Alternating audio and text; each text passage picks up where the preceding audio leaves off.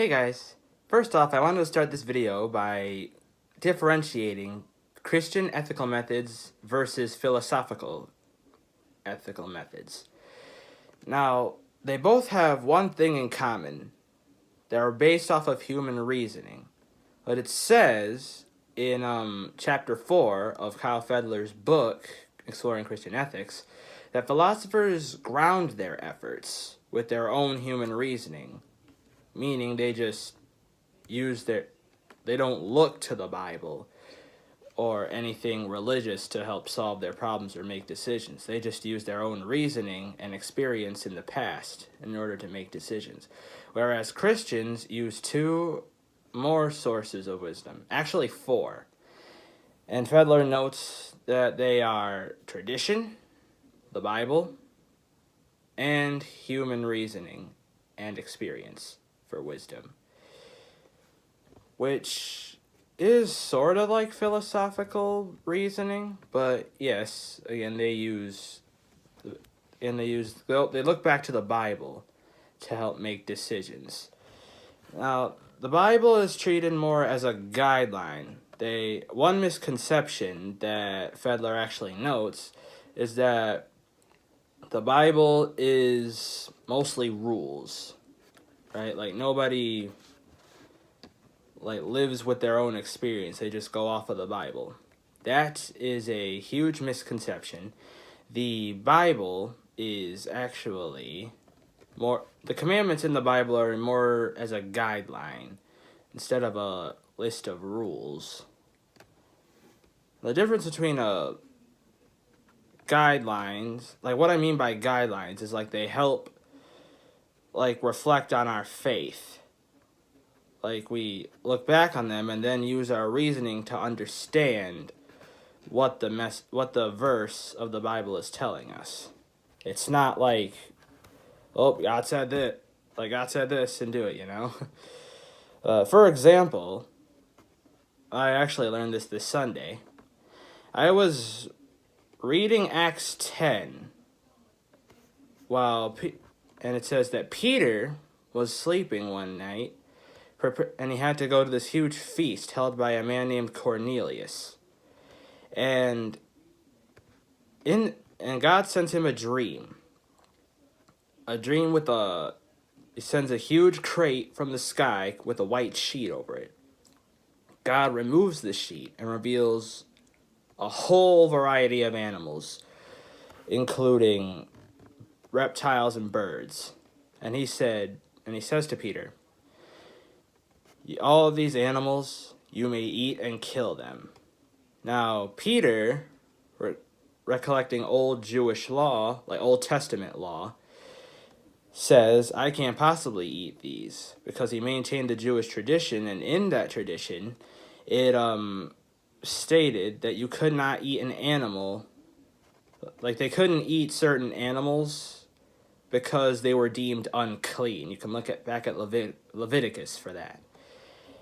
And God reinforms him that I have not made anything unclean or impure to eat. And so Peter takes his word for it and goes to the feast at Cornelius's tomorrow. And it actually prepared him because Cornelius had a huge variety of animals that he used for his feast. And they're all served in these kind of ways that Jews would never, or people of the Old Testament, would never think of eating, especially at the same time. But Peter does, because he used the Bible as a guideline. Now, another pitfall is that Fedler notes is determining what counts as a rule or law. People sometimes, we look at certain scriptures and we think, oh, this is a huge no, or we're allowed to do this. I mean, at least I have. I don't know about any of you. But it could go either both ways. It could be too lenient, or it could be too strict, It's so you gotta kind of differentiate between what is a law and what isn't, which is pretty hard, but it's also a test of faith that I've noticed. Now, I actually have a fun little dilemma while we're talking about ethics. If you were given a situation to save a group of children from being enveloped inside of a volcano, from falling, they're hanging off a cliff, right? And they're about to fall in this volcano. And on the other side, you have your own mother, who is also hanging for dear life on the volcano. Now, personally, I would have to say my mom, just because she's the one who raised me. She's my mom. And I've, known her my whole life. Whereas for the children, it is sad, but that's for example. For ethical reasoning. That's just my reasoning. Because, I've built a relationship with her. And this is where human reasoning comes in for both sides. This is how, for the most part, the humans have learned to make decisions. And speaking of moral decisions, I've also had a Zoom meeting with one of the professors of Notre Dame